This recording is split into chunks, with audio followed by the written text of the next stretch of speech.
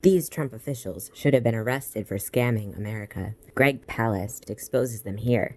Like, subscribe, share your thoughts in the comments, and tell your friends about Thom Hartmann. Welcome back. On the line with us, our old buddy Greg Palast, who has such an extraordinary and storied career, investigative journalist for the BBC, The Guardian, Rolling Stone. He's got a new book out, How Trump Stole 2020, The Hunt for America's Vanished Voters.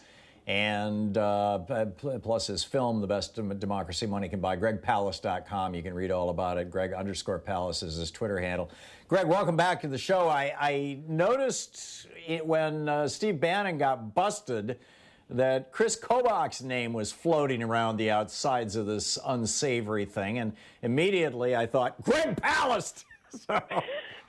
so yeah, tell us, what the hell is going on here?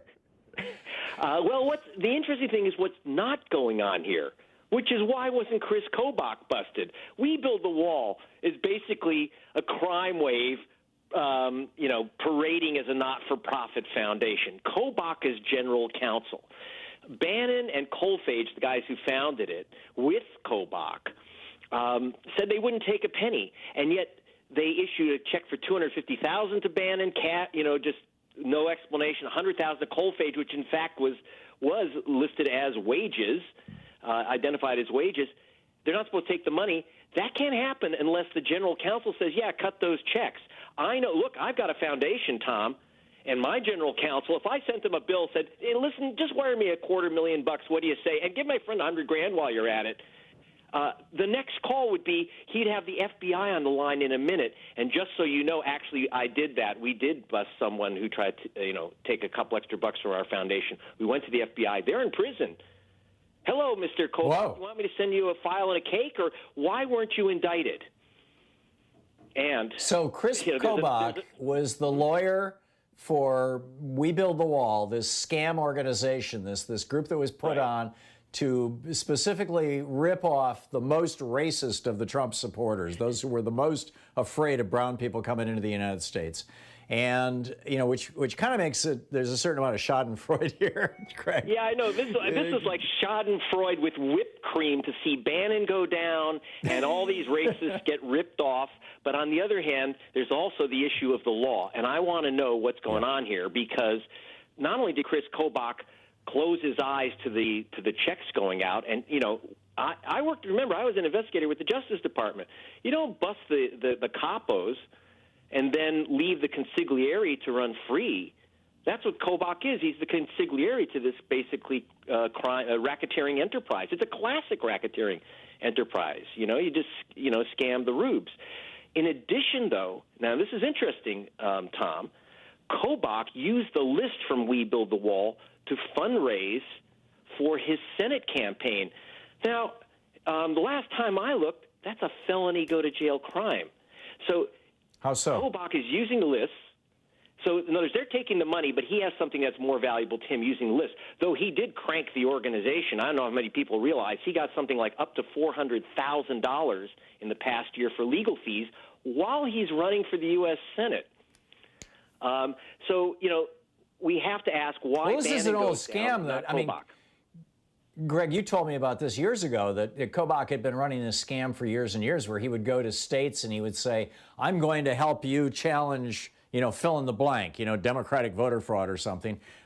They would give him hundreds of thousands of dollars. He would pretend to process data or something, and sometimes they got left holding the bag. Sometimes they would pass some meaningless law.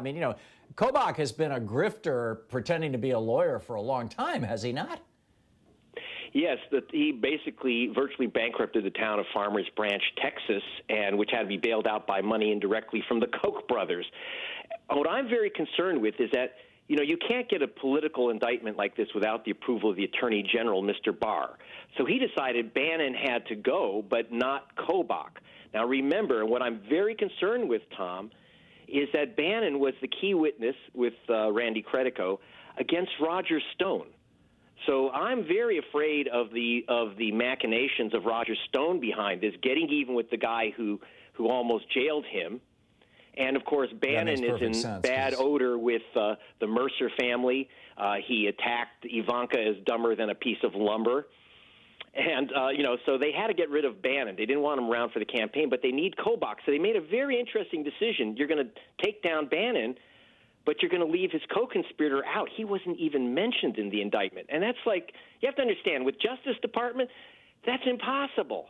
So the fix is in some way. And that's, so while I'm very, look, we're all applauding that Bannon got pantsed on this one. But I'm very concerned about what they have in mind for Kobach and for Roger Stone in terms of mischief for this election. Yeah. Well, I mean, Bill Barr has been the Republican fixer since 1998 when he helped George H.W. Bush, or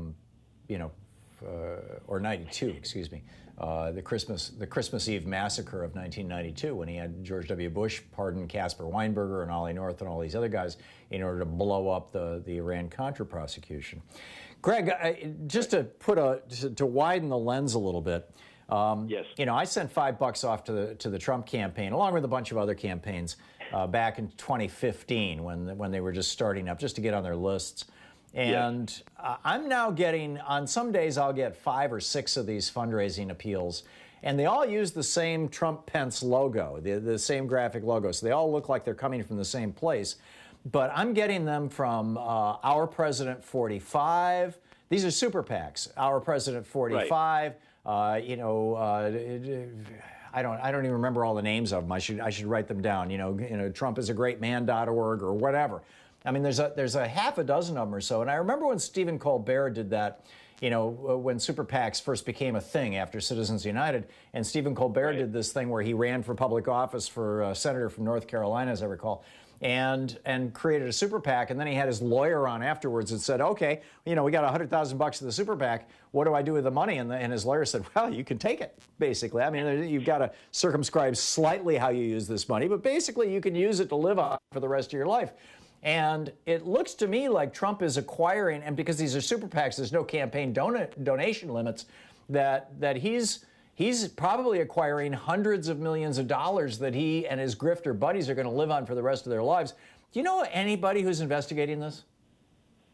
No. And what's interesting, well, of course, I mean, not inside. That is not in the Justice Department. Right. And keep in mind, Donald Trump was the very first candidate to ever say, I'm going to be the first candidate ever to earn a profit off running for president. So he announced it. Right. Now, also, by the way, and they did that with the inaugural fund. That's right. I mean, and they did that. Exactly. And it's a way for guys like Paul the Vulture Singer, who gave $1 million to Trump after, he was never Trump. And so to get in his good graces, he threw in $1 million. And if it leaks out into the Donald's pocket, the Vulture ain't going to complain, because that's kind of the idea, isn't it? It's all wink, wink. And by the way, just one little aside, I can't resist. Kris Kobach, when I was, investigating him for Rolling Stone, and he was trying to talk me out of writing the article, he did mention to me proudly that he's the one who told Trump that the Mexicans will pay for the wall. He told Trump how to get it done. And yet Kobach is saying, well, the Mexicans will pay for the wall, but in the meantime, just make out the checks to me, or we build the wall, which is mostly we and not much wall. Right, and which leads us straight to a 105-foot yacht with Steve Bannon on it, which is all pretty breathtaking stuff. Greg, is your new book out? How Trump Stole 2020? Yes, it's out. How Trump Stole 2020, with a wonderful blurb by Thom Hartmann, and it's a bestseller. So and it's available wherever fine books are sold. I get the same royalty if you shoplift it. So go right ahead.